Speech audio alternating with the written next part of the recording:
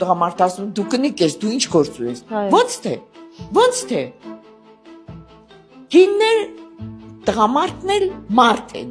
ունեն նույն իրավունքները, բայց տարբեր առաքելություններ ունեն։ Հիմա երբ տղամարդը իր առաքելությունը չի ճանաչում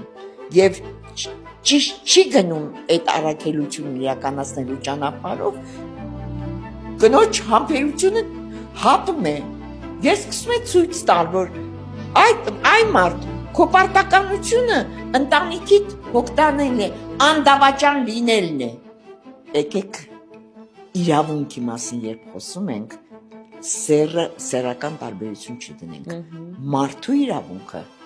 բոլորի գլխի վերևն է, բոլորի։ Պարտականությունները կնոջը տարբեր են,